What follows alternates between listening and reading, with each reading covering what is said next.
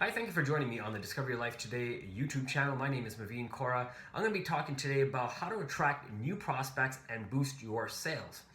So this article that I've written actually can be found on discoveryourlifetoday.com/new prospects. New NEW prospects, PROSPECTS. What I'm going to do is just kind of review kind of some things that you need to know in order to find new prospects and how you can boost your sales into the future. So let's get started. What I'm going to ask you to do is grab a piece of paper, grab a pen, grab your Evernote, and if you need to, open up a Word document if you're on your computer. And let's kind of go through this so we can help you increase your sales, find a way to maybe even move up in your company if that is what's important to you. So do you need to increase your sales? That's the first question. Today, you can connect with customers at a touch of a button. Today, with all the social media that's available to us, from Facebook to your personal website, there is no reason we can't find you clients. What the thing is, what we need to maybe do is focus on, reading some business books, listening to some sales podcasts or audio programming, and attend some conferences and seminars to hear the importance of finding new business or new customers for your business. There is a need to always, I think, find new customers because the population doesn't saturate. People are going to continue to come into business and want your product or service, or at least find out about it. So when we spend the time to let people know about it, not only do we get the name out, but we do find ways to increase our sales over time. So what are prospects, or what is a prospect? Prospects are potential customers to our business. A prospect is someone who may need your product or service, but is currently not in your sales funnel. So the goal is, if you're a salesperson, is to have as many people as possible in your sales funnel and have these people in different parts of the sales cycle as you continue to work with them. When you are a prospect, this means you are available to have tools and you have customers to sell to, right? And that's what a prospect is having enough people to sell to. Your goal in prospecting is to create a database, and that's your sales funnel, of qualified potential customers. You don't just want to throw any and everybody in there. You want to throw people in there that actually show interest in wanting your product or service, or wanting to do business with you and your company. The tendency for most salespeople is just to kind of throw as many people in there as possible. I remember hearing one analogy is, just throw spaghetti on the wall, see if it sticks. Spaghetti being another word. But they really just want to kind of, wing it, or just kind of figure out, just if we do the shotgun approach, something will eventually get hit or fall, right? Instead of being deliberate is what I'm thinking that we need to do. So how can we identify a good prospect? So a lot of salespeople are wasting time, money, resources, and effort trying to find new customers. They attempt the shotgun approach, is what I just said. So they're just kind of shooting everywhere, hoping that it hits something, right? What we need to start doing, like I said, was trying to sell more to what we need to sell, instead of just everybody, because we believe everybody's a prospect. And sure, everybody can be a prospect, but not everybody is right for your product and or service.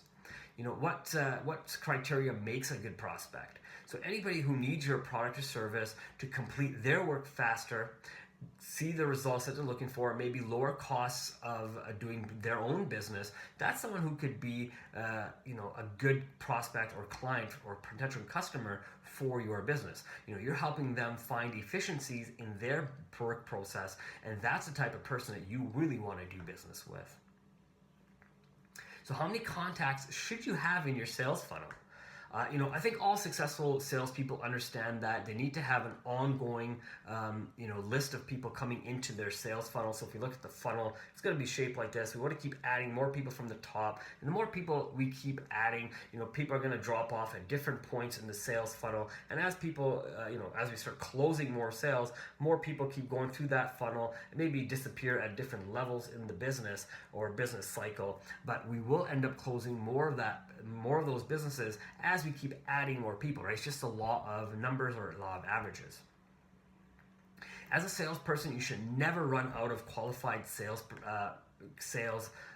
prospects to work with. You may not have time, let's say 1 month, to find more prospects because you're busy working on closing a lot of leads in your sales funnel. But as a good salesperson, you will realize eventually that if you don't keep adding new names to your sales funnel, eventually your sales funnel will start to suffer. So it's important to keep adding new names all the time. So how do you find these prospects? So first I would suggest is look at your current sales funnel and see where the opportunities lie to close some sales. So a lot of times, there's a lot of sales sitting in limbo, a lot of things that we're not closing because they're not moving along. So sometimes what we need to do is really just call these people up and say, hey, Mr. and Mrs. Prospect, let's close the sale, let's continue forward. What's stopping you from moving forward with our business, to do business with us, and really focus on who's in that sales funnel so we can continue to close those sales. Those are probably your first line of defense, and figure out where people are in the sales cycle, right? I understand sometimes the sales cycle can be very short. It can also be very long. So sometimes what you may need to do is just tweak a little bit of your own presentation, and that can help you close a lot more sales as well. Again, that's just working with your current sales funnel that you have right now. One of the things you can also do is maybe sit down with your manager and really understand how many people you need to be adding to your sales funnel every day or every month. When you understand how many people you need to be adding or doing business with, you're then more likely to have a plan that you've developed, so you can then find the right amount of prospects to talk to and be deliberate in the way you approach this, right? What you also need to understand is what your closing ratios are and what the industry's closing ratios are for your product or service. So if you're at 20% and the industry is 30%, you need to first work on getting your ratio up there and closing more sales. If you get to 30%, just like what the industry averages, then you'll see that your income will go up. You're probably going to be finding a better quality of prospect to work with or a customer to work with, as well as you're only going to gain confidence in your ability. Once you get to that 30%, you still need to redo these numbers and find out, how many people do you need to be adding into your top of your sales funnel, and how many more businesses should you be closing, right? So one thing you can start doing is, decide how many people is an average, right? So let's go with the example. Let's say the industry average is to close 2 out of 10 prospects or sales each month. Now, or 2 out of 10 is the ratio of how many people get closed based on your product or service in your industry, sorry. Now, let's say that your company that you work for has set up, 10 sales need to be closed each month for you to have a successful month and meet your final quota. So if we take 2 sales that are closed each month and you need to close 10, that means you need to have at least 50 people in your sales funnel at different levels that are closing each, that you're talking to and closing, right?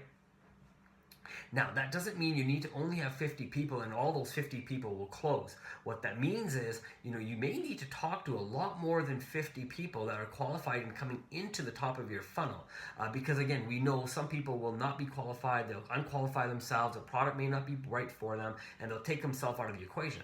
If we only work with the 50 people and only make 50 phone calls, you won't have the right amount of people to have that 10 close sales a month, and that the ratio of 2 out of 10 will not work for you, and it may end up being 1.5 that people get closed per 10, right? So again, it's about getting those ratios up over time.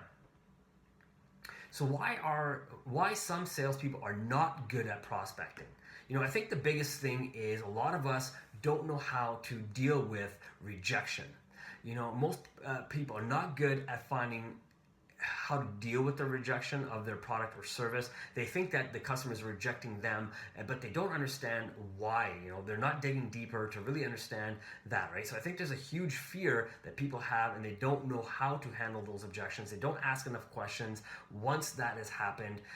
But given time and practice, you can get better at it, right? But you have to understand what that is. And most times people are so scared to deal with the biggest rejection is price. So what we have to learn how to do is overcome price by selling value in our product or service, and even in ourselves. The other thing is, a lot of people just don't want to hear no. No is a huge word in being rejected. I think the word no is probably heard tens of thousands of times as we grow up, even if not a lot more than that. We get used to hearing it, but we don't like to hear it because we assume the word no is a bad thing, it's failure. But we have to understand that no is just an opportunity for us to ask more questions and gain the trust of the person that we want to do business with. So here's some examples of things that we tell ourselves because we don't want to be rejected. Number one, we usually say the prospect is probably already happy with the product or service they already have. Number two, you might say to yourself, I can't compete with company X because of their price. Well, you have to realize, again, it's not always about price, it's about what your product or service can do for them. Number three, some women say, I'm a woman, I can't compete in a man's world. No one wants to buy from a woman. And this is so not true. I think women are so much better at sales than a lot of men. Number four, a lot of times we tell ourselves, I'm not going to make a phone call today. The prospect's probably too busy to talk to me or see me if I go into their office. Number five, we tell ourselves, they'll probably say no to me because I'm too young. We believe that our age has something to do with how serious people will take us. If we dress professionally and know the lingo of our profession, then people will take you seriously regardless of your age, and they will believe that your knowledge is there. Number six, a lot of people, we tell ourselves as salespeople, maybe my company is too small, and the company that company that I want to do business with is a multi-million-dollar company, and they probably just want to do business with a larger company who's also a multi-million-dollar company. And that's so not true, because sometimes your product is still a lot better than some of these other companies out there. You might tell yourself, somebody else at the company has tried to sell these people before and they weren't interested then, they probably won't be interested now, and that's something we tell ourselves because we don't want to hear no, we don't want to be rejected. We may think as well that the prospect that we're reaching out to may be higher in age, and maybe they don't want to change the technology that they have already, the technology they're currently working with. So we say, I'll just wait till the next generation comes and takes over. They'll understand me and they'll want to do business with me, but this person's just too old, they're not going to really understand it, I don't have to explain it way too much, and they're just going to say no instead of wanting to learn what I have to say. And again, this is not true. We give ourselves so many excuses, and the excuses we give ourselves, unfortunately, are going to take away millions and millions of dollars out of our pocket in our lifetime if we don't learn how to deal with a rejection, overcome that rejection by asking good questions. So one of the things we can do to have one of the things we can do to overcome rejection is having a positive mental attitude. This will help us succeed. Again, this will help you overcome rejection. So what is a positive mental attitude? It's a belief in yourself. It's having confidence in yourself. It's knowing that you can sell to anybody, you're on the same level as everybody else, and then you can talk professionally, you can act professionally, and people want to speak to you. And that you say positive and good things about yourself, you don't put yourself down.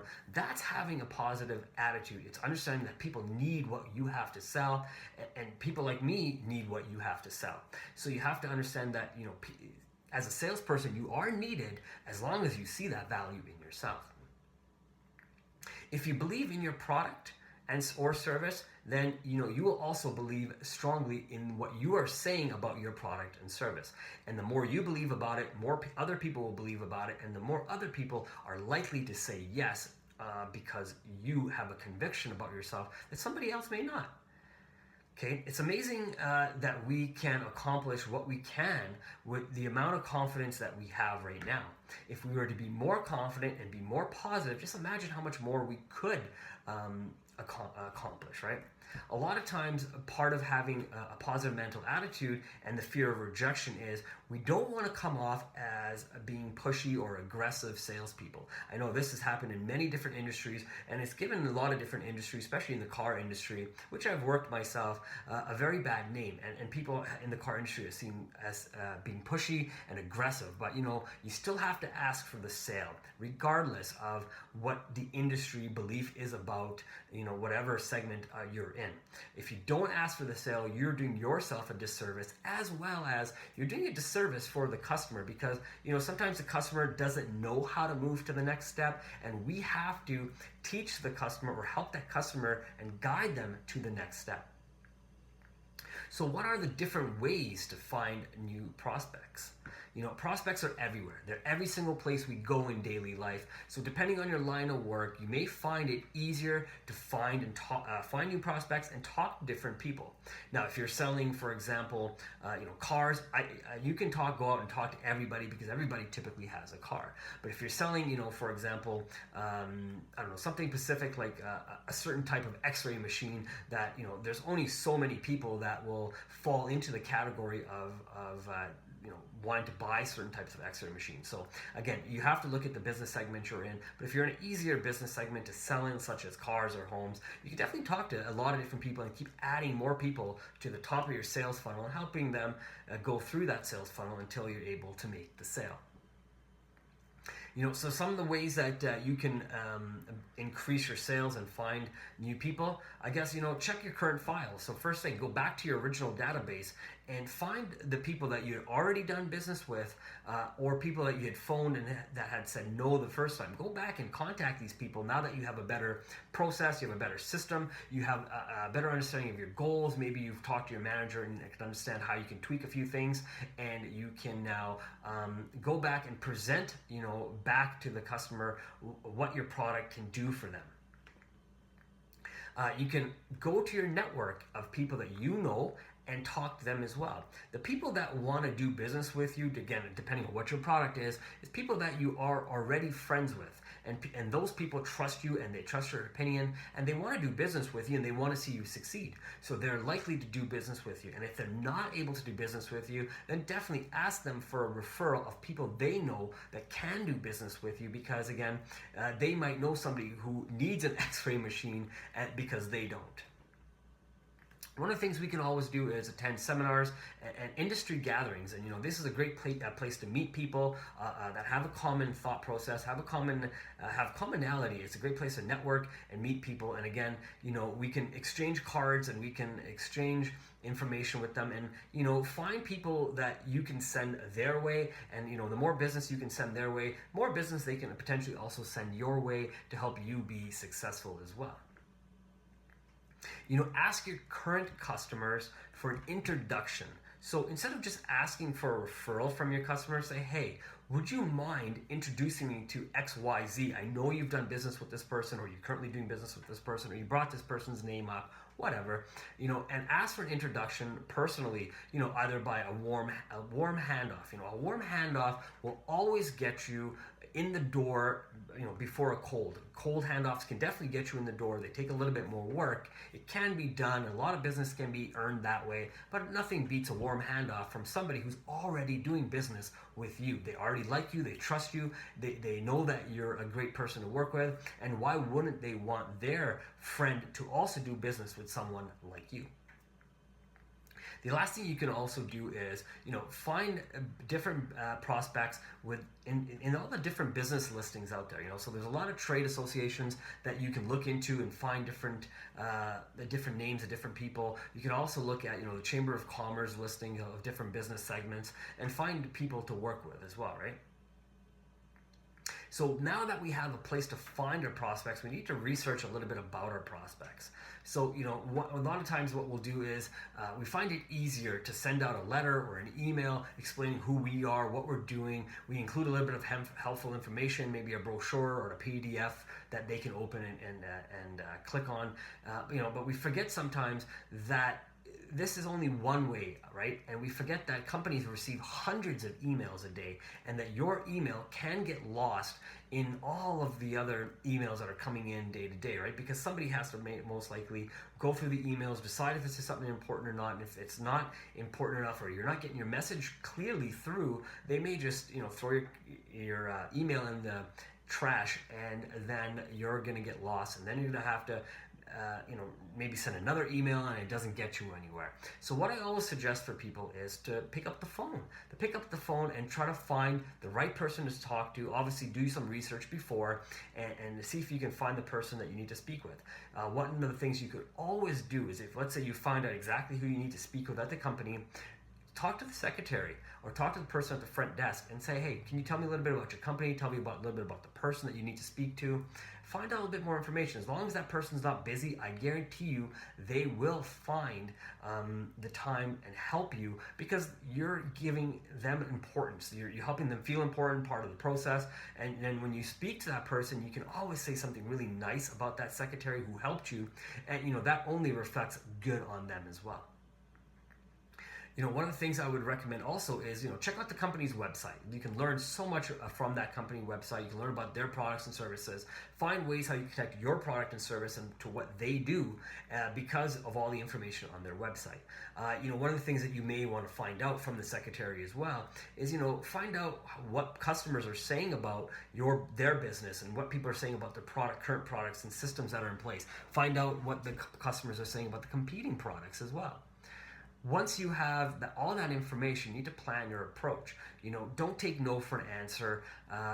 Try many, many times. One of the things I learned was, if you take the first no and take that as your final end-all be-all answer, you'll never be a success. You have to go out there and get this. Maybe you have to get 6, 7 no's from that person before they say, you know what? Yeah, I do need your product or service. So let's talk about that now, because right now the timing may not be correct, but down the road that timing may be correct.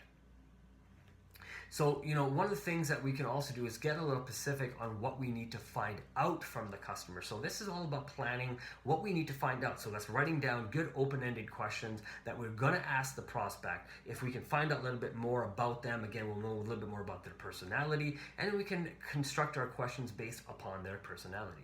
But we need to also, find out when we have a conversation with this person, either on the phone or in person, find out more about the competitor's product and service that they're currently using.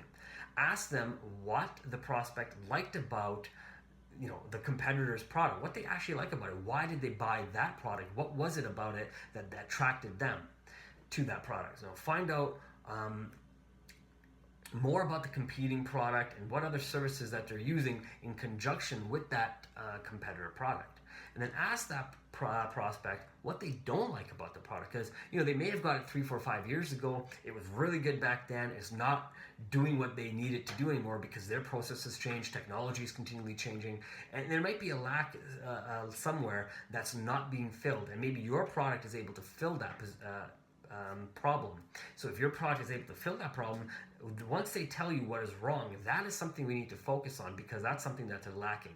And if we can focus on the lacking of the product, their current product, and show them how your product can come in and fix that, these 4 questions will help you understand what the buyer does to make a good decision about your product, and how they also consider other competitors at the same time. When your prospect tells you that they would love to change but don't understand how to, your presentation needs to be guided towards that, so you can show how your product can satisfy their needs. Again, one of the biggest things we fear is asking the prospect to do business with us. So, it's an important step, and a step that a lot of people get wrong. They forget to ask for the business. Like I said earlier, the prospect wants you to ask them so they can, take the pressure off them. They don't necessarily always want to ask either. How do they move through the next step? Because, again, as a salesperson, that is your job to guide them through that process. So something to consider. When finding new prospects, know that each person you talk to is going to be different. How you handle each person in each relationship is also going to be very different. Some people are going to be super easy to work with, while other people are going to be a little bit more challenging, a little bit more demanding when we want to work with them. Things that to think about as well. Anytime you're on the phone, so consider this, you're going to hear 2 statements pretty much come up every single time, because these are just ways for the customer or the prospect to filter you out, because if they don't have a good salesman in place or a good sales girl in place, what they're going to do is say, if this person can't even handle simple objections, why should we do business with this person? So if you can consider these 2 ideas, and understand how to deal with these two things before making the phone call, it'll make your job as a salesperson a lot easier. So one of the things that you may want to consider is the person will most likely say, we'll only do business with the company with the best price.